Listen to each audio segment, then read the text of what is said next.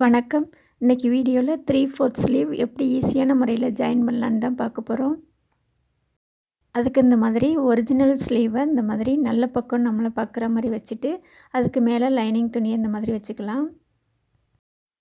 தையலுக்காக ஒரு 1.5 இன்ச் விட்டுட்டு அர்க்காத் பண்ணியிருக்கோம்ல, அதில் இந்த மாதிரி தையல் போட்டுக்கலாம். புதுசாக தைக்கிறவங்க அந்த அர்க்காத்துக்கு நேராக ஒரு லைன் போட்டுட்டு அது மேலே தையல் போட்டுக்கலாம்.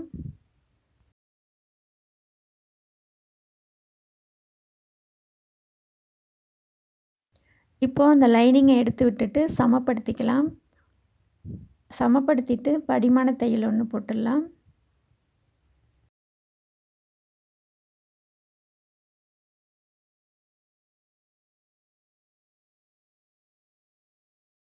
இந்த தையல் போடும்போது லைனிங் துணி வெளியில் தெரியாத அளவுக்கு கரெக்டாக தையல் போட்டுக்கலாம்.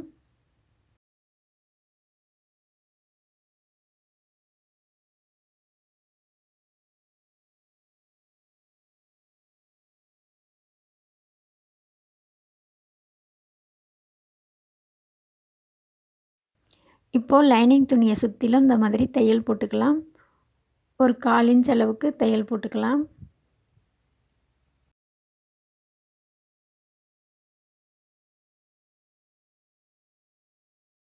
தையல் போடும்போது லைனிங் துணியில் உள்பக்கம் லூஸ் வராத அளவுக்கு இந்த மாதிரி எடுத்து எடுத்து விட்டுட்டு கரெக்டாக தையல் போட்டுக்கலாம்.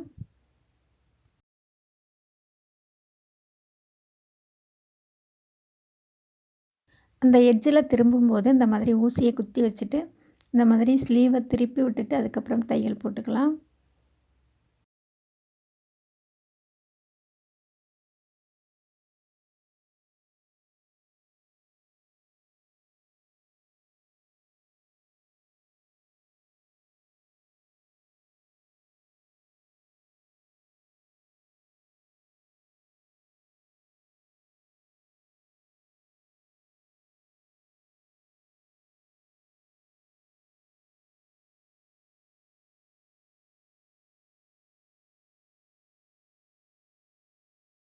இந்த மாதிரி தையல் போட்டு முடித்ததும் இந்த எக்ஸ்ட்ரா துணியை இந்த மாதிரி கட் பண்ணி எடுத்துடலாம். லைனிங் துணி தான் கரெக்டான அளவு, அதை தவிர்த்துட்டு எக்ஸ்ட்ரா துணியை இந்த மாதிரி கட் பண்ணி எடுத்துடலாம்.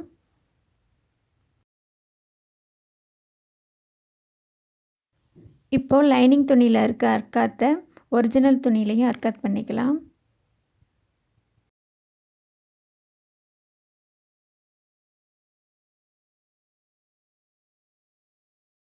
இப்போது அதே மாதிரி இன்னொரு ஸ்லீவும் தைச்சிக்கலாம்.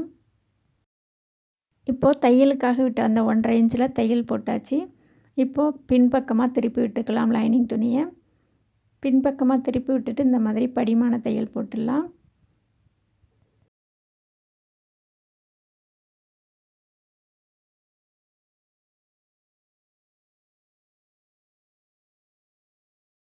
இப்போது லைனிங் துணியை சுற்றிலும் இந்த மாதிரி தையல் போட்டுக்கலாம்.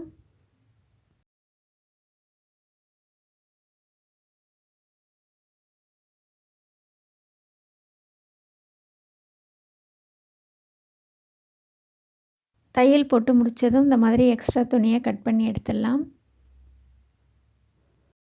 இப்போது 2 ஸ்லீவும் தைச்சாச்சு. இப்போது 2 ஸ்லீவ்லேயும் ஒரிஜினல் துணி உள்பக்கம் இருக்கா மாதிரி இந்த மாதிரி சமமாக வச்சுக்கலாம். கரெக்டாக வச்சுட்டு குடையிறதுக்கு இந்த மாதிரி வரைஞ்சிக்கலாம். ஸ்லீவோட சென்டர் அர்க்காத்துலேருந்து சைடு அர்க்காத் வரைக்கும் இந்த மாதிரி வரைஞ்சிக்கலாம். எஸ் மாதிரி வடிவத்தில் வரைஞ்சதை இந்த மாதிரி கட் பண்ணி எடுத்துடலாம். அந்த கட் பண்ணி எடுத்தது ஒரு 3/4 இன்ச் அளவில் இருந்தால் கரெக்டாக இருக்கும். இப்போது குடஞ்ச பக்கத்தில் இந்த மாதிரி அர்க்காத் பண்ணிக்கலாம். அப்போ தான் கரெக்டாக தெரியும் ஃப்ரண்ட்டு பகுதின்னு. இப்போது குடஞ்ச இடத்துல இந்த மாதிரி தையல் போட்டுக்கலாம் 2 ஸ்லீவ்லேயும்.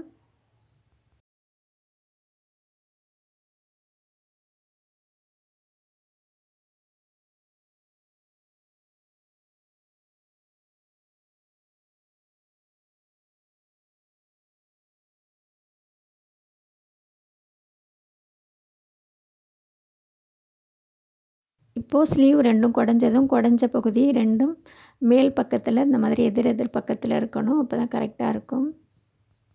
இப்போது ஸ்லீவோட சுற்றளவுலேருந்து இந்த மாதிரி தையல் போட்டுக்கலாம்.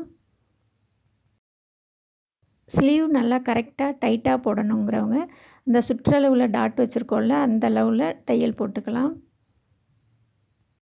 இப்போது அந்த அர்க்காத்துக்கு நேராக கரெக்டாக தையல் போட்டாச்சு.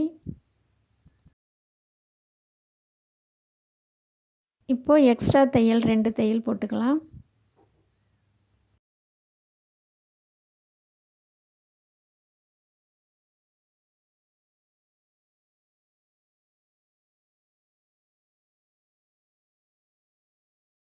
இப்போது அதே மாதிரி இன்னொரு ஸ்லீவும் அதே அளவுக்கு டாட் வச்சுட்டு தையல் போட்டுக்கலாம்.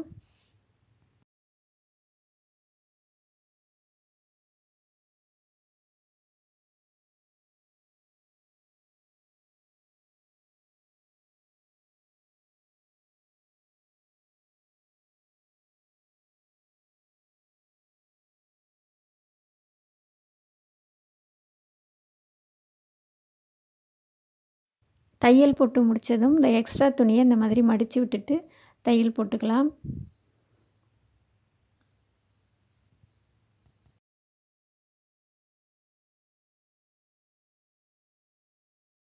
ப்ளவுஸ்லையும் அதே மாதிரி மடித்து விட்டுட்டு தையல் போட்டுக்கலாம். கை ஜாயின் பண்ணும்போது டிஸ்டர்பாக இருக்கும், அதனால தான். இப்போது ப்ளவுஸ் துணியை ஃப்ரண்ட்டு பக்கம் மேலே இருக்க மாதிரி இந்த மாதிரி வச்சுட்டு ஸ்லீவ்லேயும் குடஞ்ச பகுதியை மேலே இருக்க மாதிரி இந்த மாதிரி வச்சுக்கலாம். இப்போது ப்ளவுஸ்லேயும் ஸ்லீவ்லேயும் தையல் போட்ட பகுதியை இந்த மாதிரி ஒன்றா கரெக்டாக சமமாக பிடிச்சிக்கலாம். பிடிச்சிட்டு இந்த மாதிரி ப்ளவுஸ் துணியை மேல் பக்கமாக இந்த மாதிரி ஷோல்டரை எடுத்து விட்டுட்டு கரெக்டாக வச்சுக்கலாம். சமமாக வச்சுட்டு இந்த மாதிரி 1/4 இன்ச் அளவில் இந்த மாதிரி தையல் போட்டுக்கலாம். நம்ம தையலுக்காக எவ்வளோ விட்டோமோ அவ்வளோ தையல் போட்டுக்கலாம்.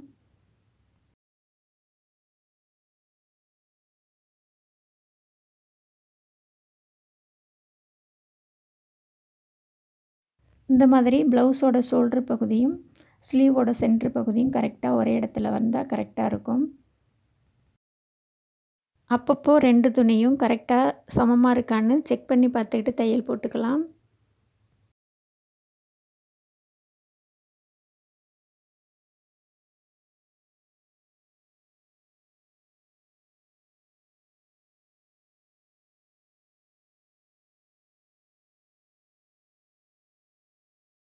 தையல் போட்டு முடித்ததும் இந்த மாதிரி ஸ்லீவ் நீட்டாக அழகாக இருக்கணும்.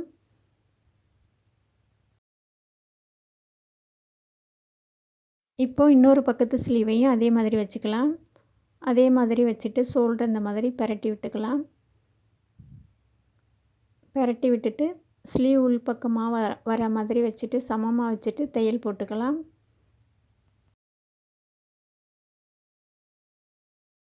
இந்த மாதிரி தையல் போட்டு முடித்ததும் ஸ்லீவுக்கு 2 தையல் போட்டுக்கலாம். இந்த ப்ளவுஸ் முடிஞ்சதும் க்ளோஸ் நெக் ப்ளவுஸுக்கு எவ்வளோ சுற்றளவு வைக்கணும், ஆம்ஹோல் உயரம் எவ்வளோ வைக்கணுங்கிறத பார்க்கலாம். உங்களுக்கு இந்த வீடியோ பிடிச்சிருக்குன்னு நம்புகிறேன். வீடியோ பிடிச்சிருந்தா வீடியோஸை லைக் பண்ணுங்கள், ஷேர் பண்ணுங்கள், சப்ஸ்கிரைப் பண்ணுங்கள், ஃப்ரெண்ட்ஸ் கூட ஷேர் பண்ணிக்கோங்க. நன்றி.